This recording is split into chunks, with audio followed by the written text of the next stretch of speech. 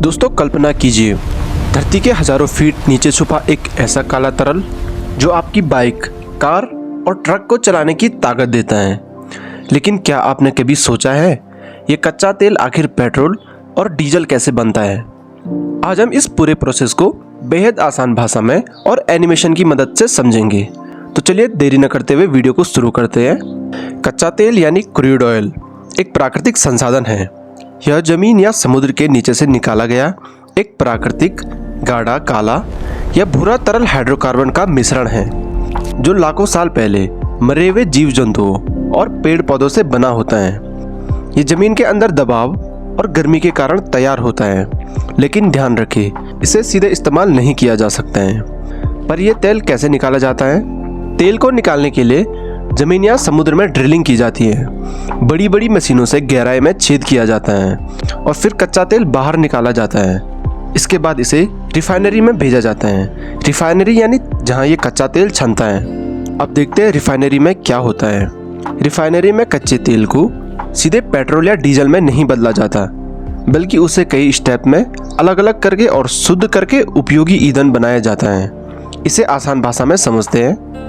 सबसे पहले देखते हैं कच्चे तेल की सफाई। जब कच्चा तेल रिफाइनरी में आता है, उसमें पानी, नमक और मिट्टी जैसी अशुद्धियां होती है। सबसे पहले इन्हें हटाया जाता है ताकि मशीनें खराब ना हो।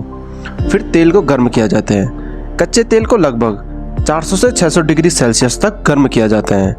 इससे तेल भाप में बदलने लगता है। अब आता है फ्रैक्शनल डिस्टिलेशन। ये एक प्रक्रिया होती है। यह सबसे महत्वपूर्ण प्रक्रिया है। गर्म तेल को एक ऊंचे टावर डिस्टिलेशन कॉलम में डाला जाता है। ऊंचे टावर यानी कि इसको डिस्टिलेशन कॉलम कहते हैं। अलग अलग पदार्थ अपनी बॉइलिंग पॉइंट के हिसाब से अलग हो जाते हैं। ऊपर से नीचे तक क्या मिलता है इसको देखो। सबसे ऊपर होती है हमारे पास एलपीजी गैस, उसके एक स्टेप नीचे होती है पेट्रोल, फिर बीच में होता है केरोसिन यानी कि मिट्टी का तेल, और उसके नीचे होती है डीजल, और सबसे नीचे आता है भारी तेल यानी कि जिसको हम डामर भी कहते हैं।